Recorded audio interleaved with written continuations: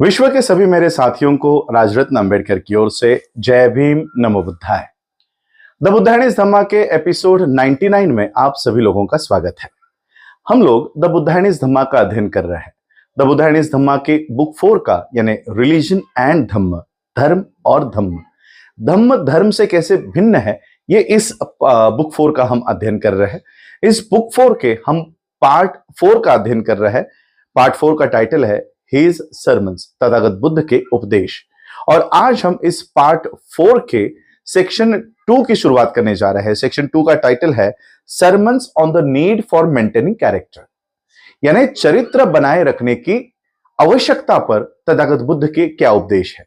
और इस सेक्शन 2 के आज हम पहले चैप्टर का अध्ययन करने जा रहे हैं। पहले चैप्टर का टाइटल है What Constitutes the Downfall of a Man, मनुष्य के पतन का क्या कारण है। तो चलिए देखते हैं डॉक्टर बाबा साहब अंबेडकर जी ने तथागत बुद्ध की वो कौन सी बातें हैं जो इस चैप्टर के माध्यम से, जो इस अध्याय के माध्यम से हमारे सामने प्रस्तुत की है। एक बार तथागत बुद्ध जेतवन के अनाथ पिंडक के विहार में निवास कर रहे थे। जब रात बीत चुकी थी तब वहां एक देवता जिसकी चमक से पूरा जेतवन आलोकित हो उठा था, वो तथागत बुद्ध के पास आए।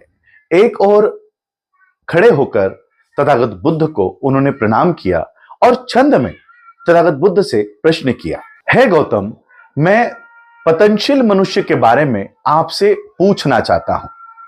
मुझे बताइए कि मनुष्य के पतन का क्या कारण है। तथागत बुद्ध ने मनुष्य के पतन के कारण को समझाने की स्वीकृति दी। तथागत बुद्ध ने कहा, उन्नति करने वाला और पतनशील व्यक्ति को आसानी से पहचाना जा सकता है। जो धम्म का प्रेमी है वो उन्नति करता है और जो धम्म का द्वेष करता है वो पतन करता है।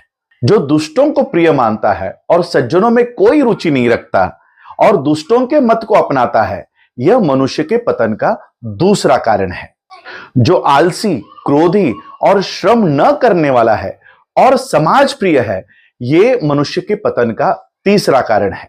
जो धनी होने के बावजूद भी अपने वृद्ध माता पिता की सेवा नहीं करता, यह मनुष्य के पतन का चौथा कारण है। जो झूठ बोलकर ब्राह्मण, सन्यासी या किसी और इंसान को छलता है, यह मनुष्य के पतन का पांचवा कारण है। जिसके पास धन संपत्ति, सोना और भोजन है लेकिन वह अकेले ही इसका उपभोग करता है, यह मनुष्य के पतन का छठा कारण है। जो जन्म, धन और कुल पर घमंड करता है और अपने संबंधियों को तुच्छ समझता है, यह मनुष्य के पतन का सातवां कारण है। जो व्यभिचारी, शराबी और जुआरी है और अपने संपत्ति की बर्बादी करता है, यह मनुष्य के पतन का आठवां कारण है।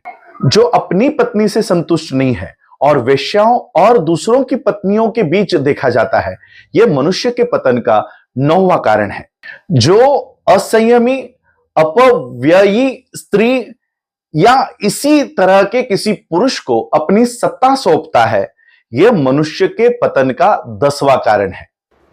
जो सीमित साधनों वाला लेकिन क्षत्रिय कुल का व्यक्ति असीम महत्वाकांक्षाएं रखता है और राजा बनने की इच्छा करता है, यह मनुष्य के पतन का 12वां कारण है। हे देवता, इन पतन के कारणों को जानो। यदि तुम इन्हें दूर करने में सफल हो जाते हो तो तुम बच जाओगे। यही वो बातें हैं जो डॉक्टर बाबा साहब अंबेडकर जी ने इस अध्याय के माध्यम से हमारे सामने प्रस्तुत की है। आज आप लोगों ने मुझे सुना, उसके लिए बहुत बहुत आभार, धन्यवाद। जय भीम, नमो बुद्धाय।